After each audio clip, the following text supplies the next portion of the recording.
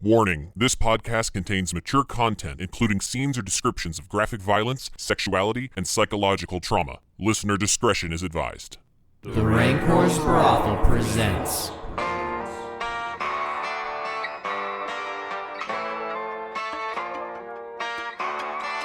Impossible Landscapes.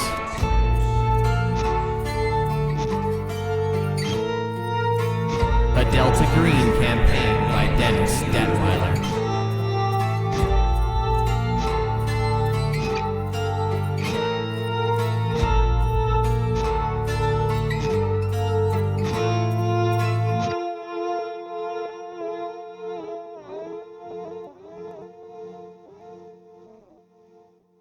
You hear a loud ringing noise behind you. You kind of turn your head back and you see that there's a rotary phone, almost ringing so violently that the handset is like shaking. Okay, I'm gonna turn back around. I don't care about that phone. Everything else in this shop's old. I'm trying to get my car to get out of here. Okay. Is there a light switch to the bay area? Yeah, probably. I'm gonna turn on the lights. Okay, you turn on all the lights. I'm going to. Do I see anybody? No. First of all, any noises? You do not. Do I find that 10-year-old gray sedan? When you get back to that bay, you can see the husk of a car that's in the middle of like a motor being changed out. There is no complete car in that bay. Oh my goodness. Okay, I'm gonna walk back out and turn the lights off on my way out, I guess. You turn the lights off, close the door. You start heading towards the door out of the office, and the phone begins to ring again. I'll go answer it, and I'll. Excuse me. When I pick it up, I'll say, "This is Luz." Mr. Fontaine, it's good to speak to you again. Who is this? We didn't get much of a chance to speak. My name is Mr. Wild. Do I have anything to go off of this? Yeah. No, you talked to Mr. Wild very, very briefly. He was the man at the right hand of King Bale in the Dorchester house, the other Dorchester house. He's the sort of man who has his nose cut off, it looks like, or a fake nose and got like fake ears. Really, really disfigured motherfucker. They call me the, Not Bale, right? No, not King Bale. The other guy. I don't recall. They call me the repairer of reputations. Oh, this is the one that, okay, yeah, I know who you're talking You about. promised to find a bottle for him. I promised to find a bottle for him? You guys sort of said that you would, yeah. Flynn mostly, but how's it going, Mr. Fontaine? Not very well. Yeah, that's what I figured. This is the guy that he did something to help Lucas from eating bugs, right? Or something like that? Not quite. Or is this the guy he ate bugs with? No. He ate bugs with what he deemed to be a hot chick, which probably was relatively accurate. She's good looking. When King Bale was sitting on his pile of... He helped fix something, didn't he? He's a repairer of reputations. I thought he did something to help one of us, but anyways, continue. What can I do for you, Mr. Fontaine? You're the one who called me. Yes, I assumed you were in distress. Yeah. I was trying to get a hold of a car, and a lot of weird stuff happened. Well, and now there's no You do cars. remember meeting me like 48 hours ago, and, I had... It's very, very difficult, you see, because I've seen you in the hotel already, but you don't know that yet, do you? Probably not. All right, so it's probably best to go... okay. Yeah, you haven't done that yet. Spoilers. Probably best if we... look, I help fix things, and it seems as though you need some help. I could use some help, yes. A car would be nice. All right, I can see about getting you a car. Well, I already had someone who said that once, and now it's, I don't know. Weird stuff's going on, man. I don't know what to tell you. I believe, as King Bale told you, the only way out is through. Are you trying to tell me we didn't go through? No. Goodness, no. Don't be so foolish. Oh, so no, we didn't go through. You have to go all the way through. It's fine. You get there. I believe you have an invitation from Abby to the hotel, to find the bottle, to find the city beside the lake, all the way through. You can't just do this half-ass. It's pretty poor of you to do so. That wasn't my plan. We were planning on going to the hotel, and then some happened, and that's why I'm trying to get a car, because I can't get to New York without a car. Sure, that makes sense. don't know the car's in your best interest, but I understand your position here. Do you have a quicker means? Oh, probably. But Mr. Fontaine, tit for tat, Mr. Fontaine, tit for tat. Nothing in this life is free. You of anyone should know that. All right. Can you do something for me? It depends on the terms. Okay. You don't think I can do anything for you, are you right? Am I right in saying? After what I've seen, I don't know what anyone can do or can't do. I'm going to ask you to have a little faith, Mr. Fontaine. There's a blotter on that desk, right? There is. Scrap of paper. Yeah. Ink pen. Write this down for me, will you? Sure. Smooth is the hand that makes the world, and steady is the mind that grasps it. Do you have that, Mr. Fontaine? Smooth is the hand that makes the world, and steady is the mind that grasps it. Correct. Got it. I'm going to give you an address. It's not far. And he quotes you an address. At about 7:55. Now, the time is very, very important in this situation, Mr. Fontaine. At about 7:55, a band called H. West and the Exterminators is set to play at this locale. It's a sort of an outdoor park. They'll go on at 8, but the mic will be live at 7:55, Mr. Fontaine. Okay. If you could do me a favor and repeat that phrase into that microphone at 7:55. And after that, don't worry, don't run, don't panic, don't freak out. Repeat that phrase, and I will take care of everything for you. Very well. I don't got no other choice. And as I'm talking, I'm looking in the office for a clock. It's like 4 or 5 in the afternoon. Okay, I'll do it. I'll be punctual. I'll do it at 7:55 on the dot. I'm sure we will speak again. Like I said, don't react, don't resist. Just repeat the phrase. What do you mean by don't resist? Click. I think I was better off listening to my brother and going back. Oh, even though he didn't appear to know what I was doing here to begin with. He was just fucking with me. Okay, well, I'm going to walk out of this. You walk out of the chop shop, you walk out of Lou's. Yep, I'm going to continue walking until I hopefully find another taxi or something. Sure. The address, you realize you remember seeing that intersection. It's not far. You could walk, but you could also hail a taxi if you want. That's no problem. I'll walk to the intersection then. Yeah. You see it is a park, and there's kind of like an outdoor amphitheater, and you can see there are these posters.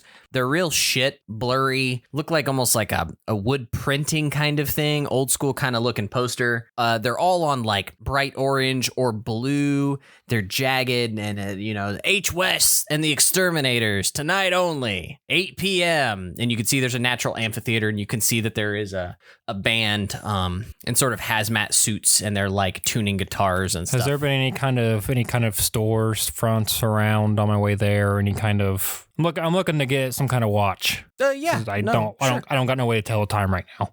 Sure. Yeah, no, absolutely. You can do that. All right, yeah. So I'm gonna go in and you purchase a watch. Purchase a watch. I'm gonna try to synchronize the time the best I can to the current time. Yeah.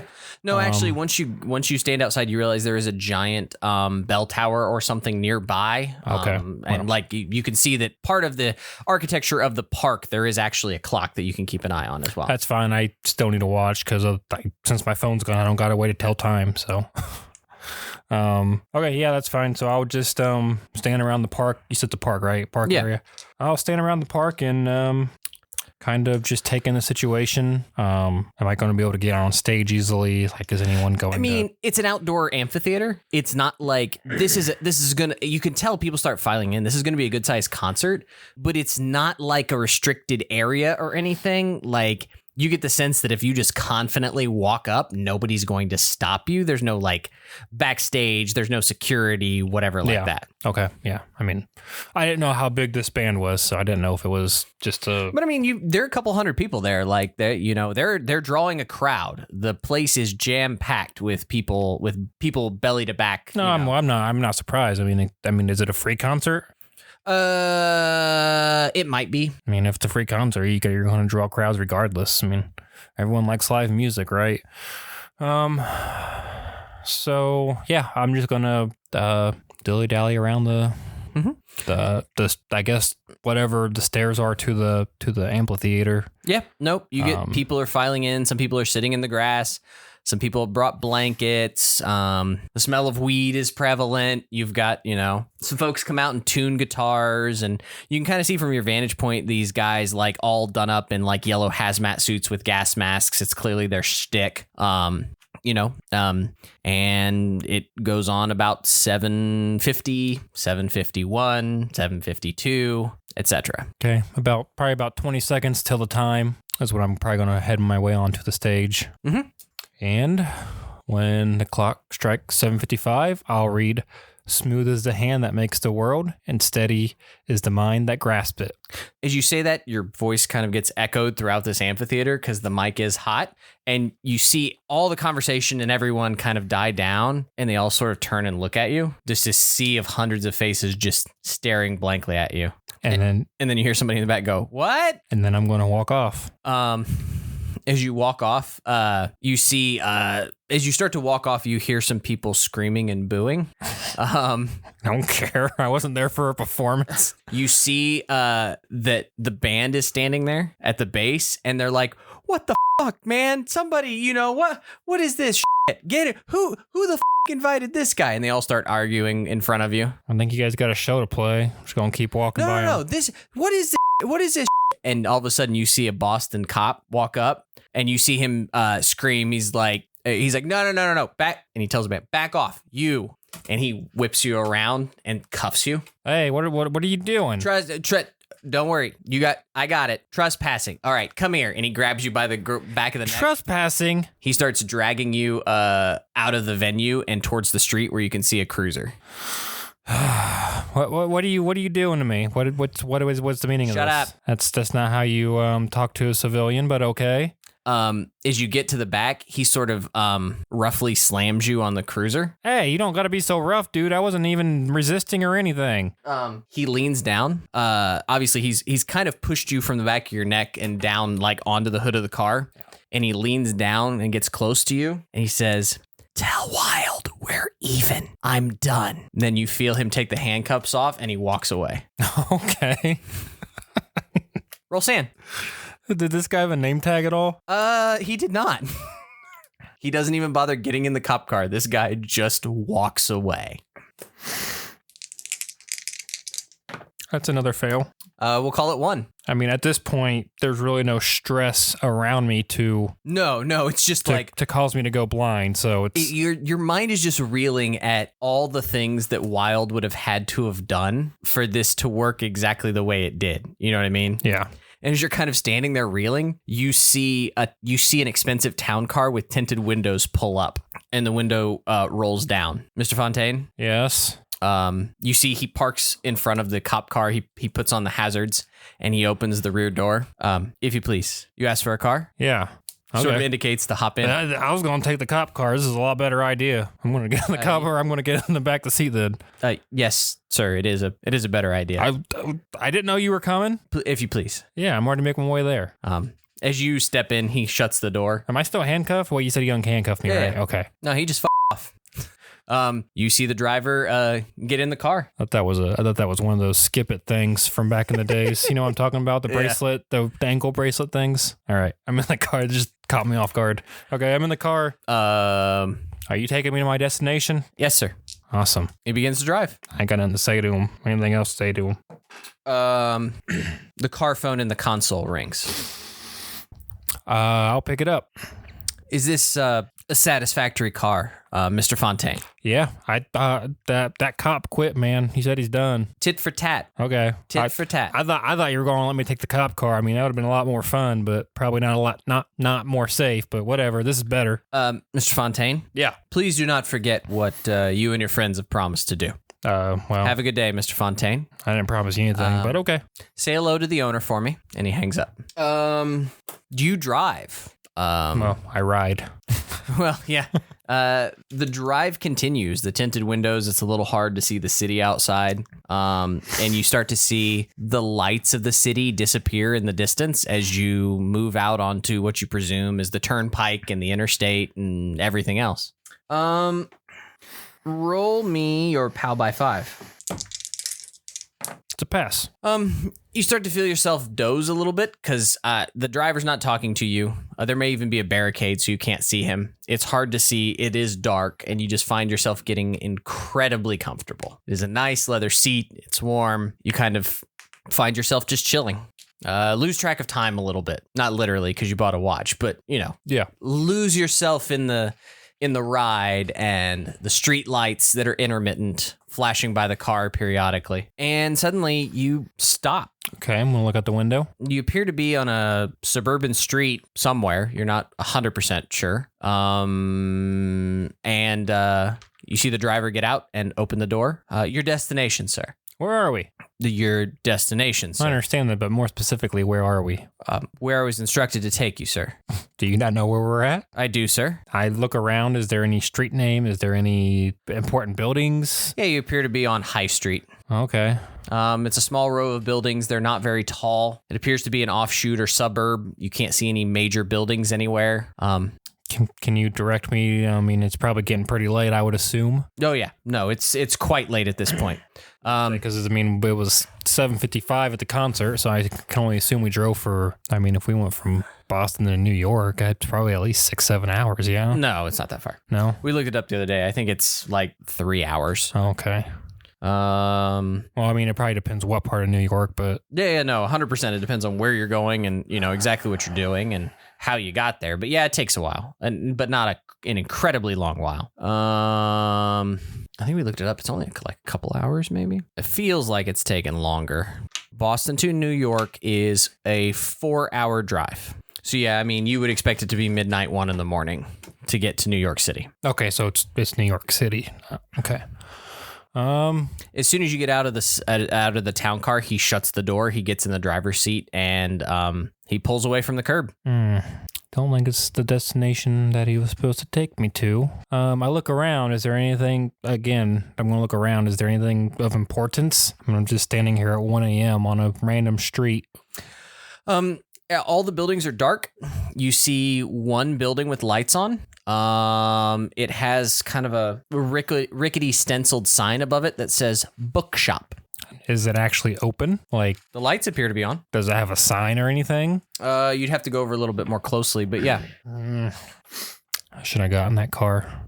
All right, well, I'm going to walk up to this bookshop. That's just generic bookshop and see what's going on. On the windows, there are books covering the windows almost. It's so dusty and grimy almost. And books are piled up in front of the windows so you can't see inside. And just stenciled on the window, it says books. I'm going to attempt to walk into this The bookshop. door is hanging wide open. Oh, it's like they were expecting me. I'm going to walk into this bookshop and try to talk to the person behind the counter or the person somewhere, assuming there's a person in here. Yes.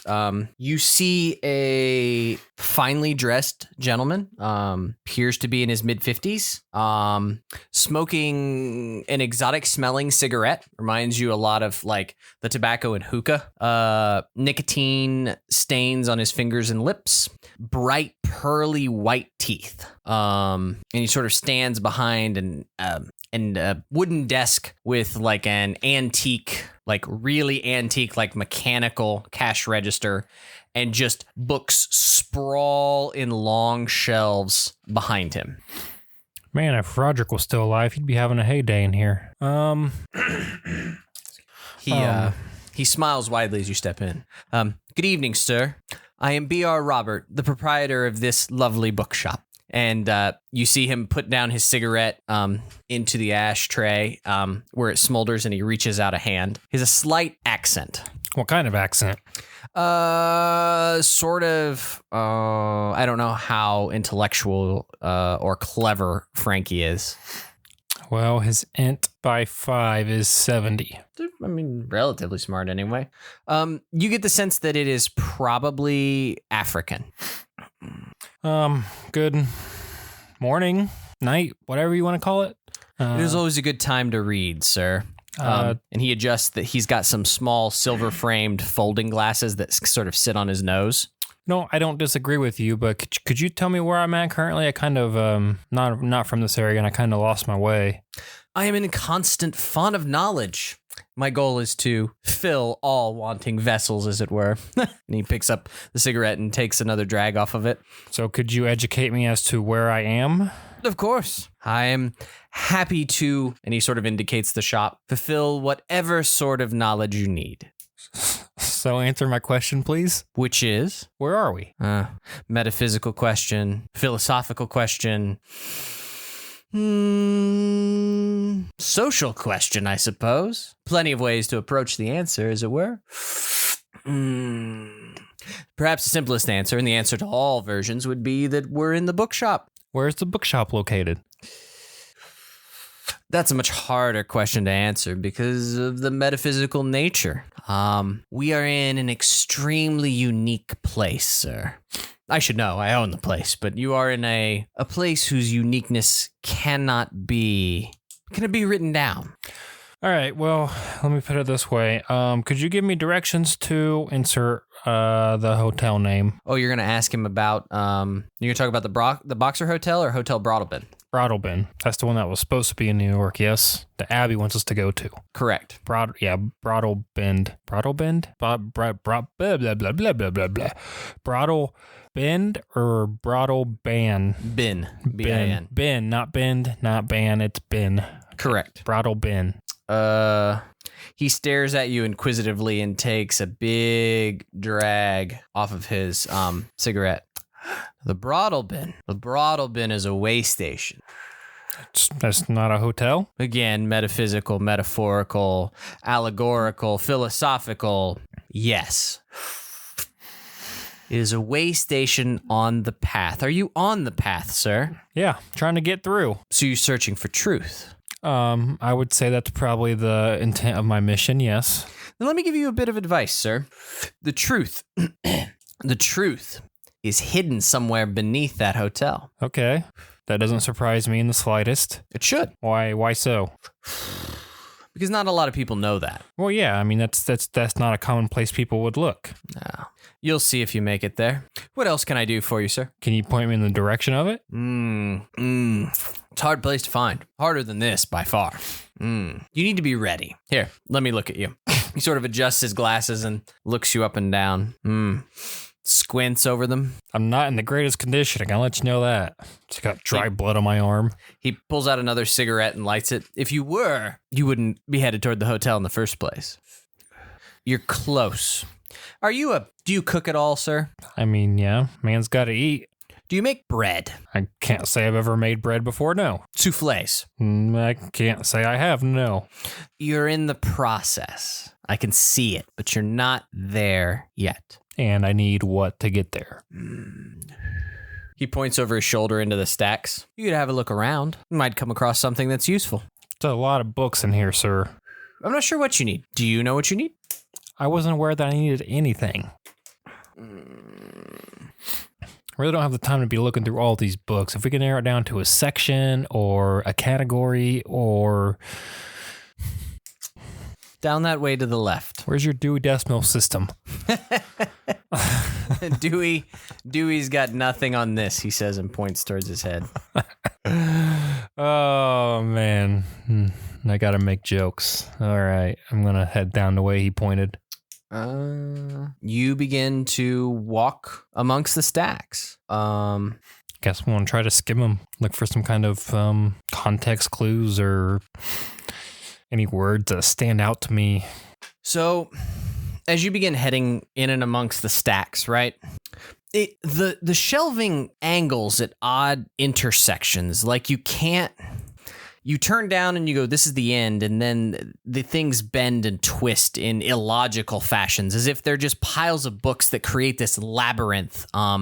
And you very quickly start to get turned around. But you hear, and as you go in there, you swear you hear footsteps, as if there are people right on the other stack, just over the shelf. But as you kind of like step around, there's never anyone there. You get the odd sense that you're not alone. Some whatever ghost people, whatever. I'm just gonna. Not the weirdest thing that's happened to me today. I'm gonna keep going. Looking for something I need. The quicker, the better. You hear a knock on a door somewhere, a couple of stacks over. You hear someone say, hello? Then you hear a noise, like a thump, like a book falling off a shelf. Hey, sir, someone's at your door over here. You hear no response from B.R. Robert. I already forgot his name. Hello, who's there? Walk up to the door. As you walk around the corner, you don't see a door, but you do see a red book laying in the middle of the walkway. Is that where the hello came from? The talking book we got here? You gonna bend down and look at the book? I assume. There's no other person here that could have said it. As you bend down and go to pick it up, you realize like carved into the wall, there are books piled around it, and it's hard to see until you kind of bend down to pick up the book. You see there's a small iron grate, or there's a door with an iron grate. How big is it? Not very. Say 1/2 meter tall and 1/2 meter wide. So 1.5 by 1.5 give or take. Okay, I'm going to kind of lean into the gray and be like, hello? You can see that there is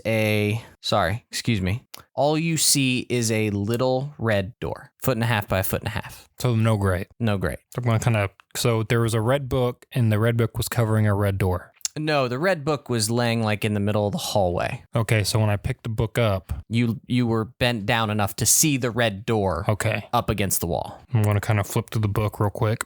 You're holding a copy of The King in Yellow. Of course. Okay, I'm going to knock on the door.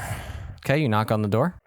Nothing happens. Again, I'm going to say hello. Nothing happens. Someone was just talking to me. Would you like to open the door? Does it have a doorknob? Yes, it does. I'll attempt to open the door. You open the door. You see an iron grate with a slot in it. Okay, there's the grate. Yeah, there was the grate. I had my setup. And on the other side, you appear to see what looks like a closet.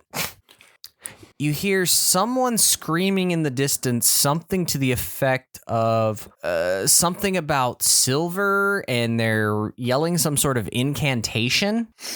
They're yelling what again? They're yelling about silver, and they're apparently speaking something in Latin or screaming some sort of incantation. We have Barbas's house. Well, that would be weird. Yeah, it's some timey-wimey stuff going on here. Because we also never really established, so the last 4 characters, well, as far as I know, 3 of them are still alive. The characters after our original characters kind of experienced everything that the first character's seen. Franky didn't really go through that experience, but I feel like he's been briefed on it, as weird as it may sound. Yeah. If that's acceptable.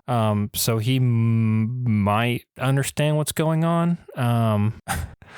Is there a coin somewhere? No, just a book that I think Lucas put through the door. I also think there was a coin that came through eventually. I'm going to while I got the door open, I'm going to say hello. Is there anybody there? You don't hear any answer. There appears to be arguing in the distance. You hear someone say, "What sort of podcasts are you listening to?" If there's anyone over there, can you hear me? No response. Oh, well, I'll shut the door. Lucas had a conversation with somebody, though, I think. Or at least something. I thought he put a coin through as well. I remember the book going through. I'm going to continue to venture down the aisle in the way that, what was it, Robert's? B.R. Robert was his name. B.R.? Yep. See some. As you kind of shut the door, stand up, and start to walk away, you see you suddenly almost run into someone who's just come around the corner. He's a squat, sweaty, balding Caucasian man in his 40s, wearing a double-breasted wool jacket, a pork pie hat, and 2-tone shoes. Oh, hello. My apologies, sir. I was in a bit of a rush. Nearly bowled you over. I'm sorry. What's the rush? Just work, you see. Lots of work to do. I've been too busy, actually. Need to take a vacation. Headed for the continent. Then do it. I intend to. My work is essentially complete. The writing's all done. Nothing left to do. What were you writing? I was doing a bit of translation work. French to English. Okay. On anything specific? Most recently a play. Oh, King in Yellow? You know my work. Oh, you the one who wrote it? More or less. Well, you said you were doing translations on it, so I just assumed you were a translator. Well, when when one translates the works of one thing to another, it a little bit rubs off, wouldn't you say? I'm choosing the words in English. I'm not writing it per se, but I'm glad to see you're a fan of literature, sir. I dabble here and there. What other favorite texts do you have? It's a good question. Is that something in the general oeuvre of what you enjoy? I mean, really don't have a preference, you know? A dabbler, a jack of all trades, shall we say. Whatever piques my interest. The bookshop is most excellent for those sorts of things. I mean, kind of never really read The King in Yellow by choice. It just kind of happened to fall into my lap, you could say. It has a curious way of doing that. It gets under your skin a bit. So you're the first person to translate it to English? I believe so, yes, as far as I'm aware. Okay. You know, because for some reason I keep thinking that I read it in English before. You've read my work, clearly. Oh, so it's already been published. Yes, I believe so. It's a little difficult to, well... He is dressed conspicuously like someone from about 70 years before you.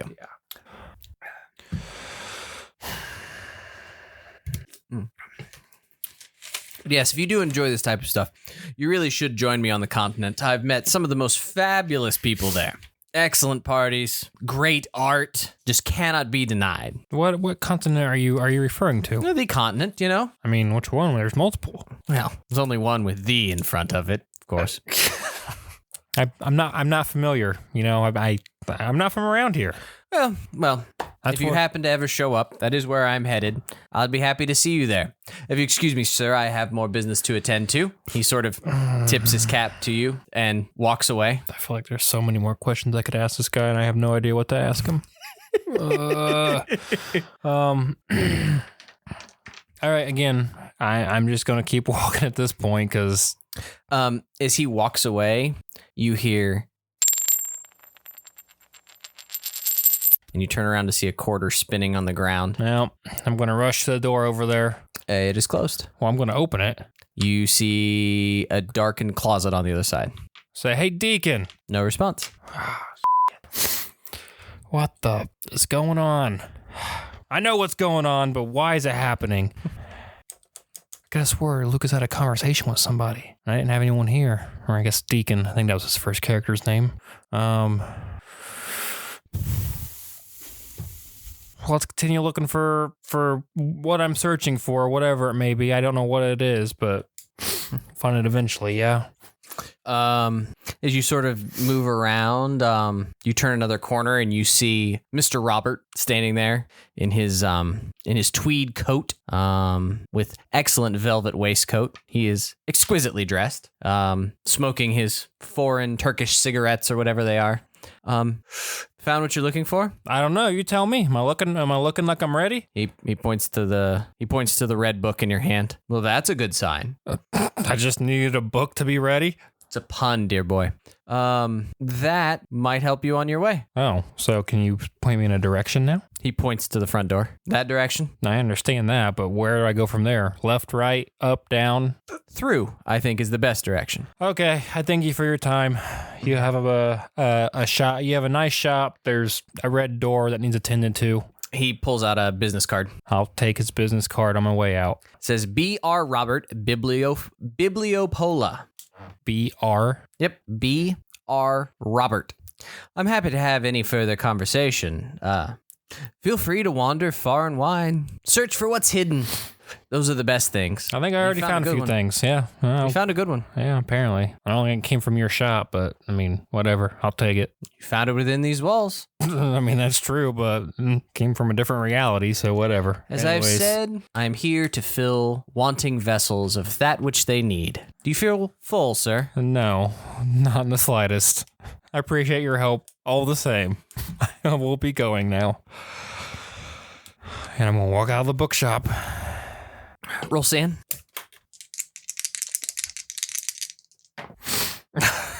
That's a fail by 1. Call it a D4. Okay. You're using a shit ton of sand. You might be in the room for a new disorder. I might be. Your breaking point I show is what, 36 roughly? And I am at my breaking point. I think that means you suffer a break. Let me try to push it off onto a bond. You can push it off onto a bond. I believe you roll. What is it? I don't have the book in front of me. You do. 1d4 willpower, I think. Do you want to look it up to make sure? I mean, I can. I figured I don't know exactly where it's at. You might know. Roll 1d4. Oh, 1. Reduce your willpower by 1. Reduce a bond score by 1. And you reduce the sand loss by 1. You stave off that breaking point by that much. Yep. You step out into a sunny city street. Skyscrapers high all around you. You look around and you appear to be in an incredibly large city. And as you kind of walk just sort of with the flow of the people moving around you, you kind of get bustled and jostled and moved towards the street corner. And when you do get moved to that street corner, you sort of look up and you see that the time on the clock says 10:30 in the morning, though you feel as that amount of time couldn't have possibly passed. Like I don't feel that tired. No. As if it would be that late. No, you were in the bookshop for maybe 20 minutes and you've come out somewhere else. Well, I understand that, but I'm still thinking that, And you look down at your watch. And did you buy a digital or a Rolex or what'd you buy? Yeah, it would have been an analog watch. You look down and it appears to have stopped registering time about the moment you walked into the bookshop. Okay. Roll sand. Like I said, timey-wimey stuff. Roll sand. Oh, you roll sand. Roll sand. Roll sand. Try and dick you one more time. That is a pass. Somehow you don't lose your shit. Maybe because it's wibbly wobbly, timey wimey. I think not that Franky, isn't questioning what's going on, but I think he's kind of come to a realization with himself that what's happening is actually happening. Again, not that he doesn't think he's going crazy, but he's got more comfortable with this reality after what he's been through in the short amount of 3 days. Or however long it's been. Hasn't been very many. As you're kind of getting pushed and milled by the traffic and trying to, hold your own ground, you notice a business person in a suit step up to you. Mr. Fontaine. Mr. Franky Fontaine. Yes. Yes, I'm with Keyes, Norris, Ingalls, and Grant, the law firm. I'm not familiar. It's fine. You see this woman, like I said, business suit, slacks, shoulder pads, dark glasses, hair is very neat and close to the head. Yes, as I said, work for Keyes, Norris, Ingalls, and Grant, and I was instructed to provide you with this. And she hands you a small envelope. Small manila envelope. All right. I thank you. I appreciate it. Absolutely, sir. And she turns and walks off with the traffic. Okay, I'm going to open up the contents. It provides an address and a time. For? Sometime in the future. I don't know yet because we haven't played the next session yet, and this is the part where you're going to jump in with the rest of the other guys. That's fine. I didn't know if I was just making sure like it wasn't like a court date or something. Yes, you've been served. Dun dun. I mean, it was an attorney. The People's Court. I'm only going if Judge Judy's going to be there.